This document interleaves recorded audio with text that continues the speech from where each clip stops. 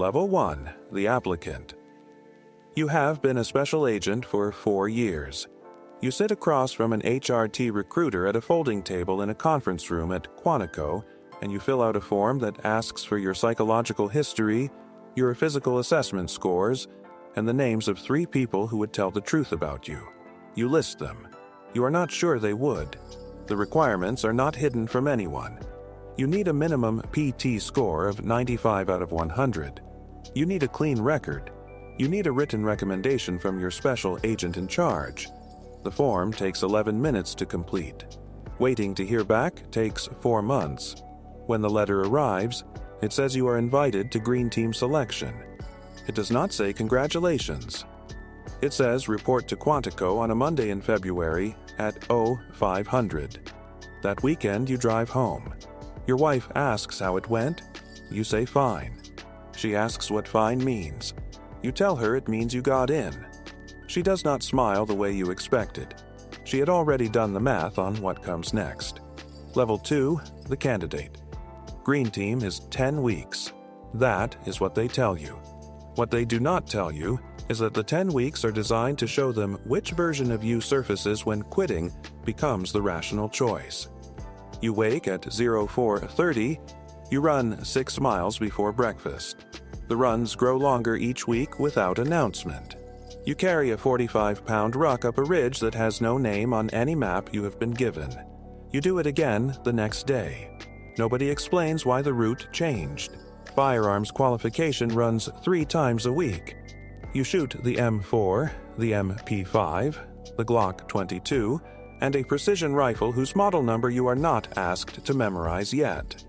You qualify or you leave. There is no middle result. 14 candidates started with you. By week 6, 9 remain. You do not ask what happened to the others. Week 8, a night navigation course runs 11 hours through terrain that is wet and cold and gives nothing back. You finish 3rd. You do not know if that matters. You are not told. If you make it past week 10, a man you have never spoken to shakes your hand and says 2 words. Welcome aboard. That is the entire ceremony. Level 3, the operator. You are assigned to a team of 8. You are the newest. That means you carry more, say less, and prove the same thing every single day without being asked to. Your first operation is a high-risk arrest in a city you cannot name publicly. A man wanted on federal terrorism charges. The briefing runs 40 minutes. The entry takes 11 seconds.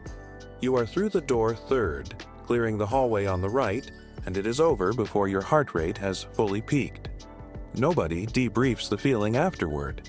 You write your report. You go back to the range.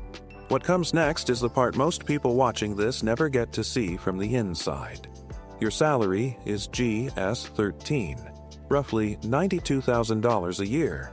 You are on a 4-hour call-out at all times. That includes holidays. It includes your daughter's 5th birthday, which you attend for 2 hours before your phone vibrates and you go sit in the car for a moment before driving back to Quantico. She waves at you from the window when you leave. You wave back. You do not know if she understands what you do. You hope she never has to fully understand it. Level 4, the specialist. 29 months in, they ask if you want to pursue a specialty. Sniper or assaulter. You choose sniper. Sniper school is 8 weeks of precision, stillness, and controlled breathing. You learn to hold a position for 6 hours without shifting your weight. You learn to bring your breathing down to 1 inhale every 12 seconds. You shoot targets at 800 meters in wind conditions that most people would not step outside in. You miss twice in training. Both misses are written somewhere permanent.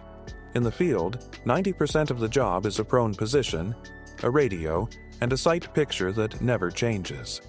The other 10% happens in a fraction of a second and cannot be undone. You do not talk about the 10%. Not at the range, not at home, not anywhere.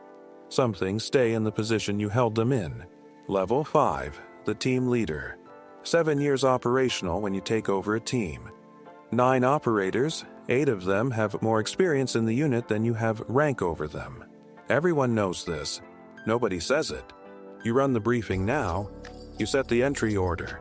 You call the abort if the picture changes. The picture changes on your fourth operation as team leader, not the mission itself, something in the intelligence package that does not line up. A detail. You call a halt at 0300 in a parking structure in a city you are not permitted to identify. You pull the team back. The mission is reassigned to another unit 48 hours later. The arrest goes cleanly. You are never told whether your call was correct or overcautious. Nobody grades that kind of decision with words. You eat dinner that night and feel nothing in particular about it. You check the locks before bed. You do it twice. You are not sure when checking twice became the thing you do. Level 6, the commander. Most people who reach this level spend more time in conference rooms than operational stacks. That is not what the application said. That is what the job is. You manage 91 operators. You read threat assessments at 0600. You sit in interagency briefings where the language is precise and the stakes underneath it are enormous.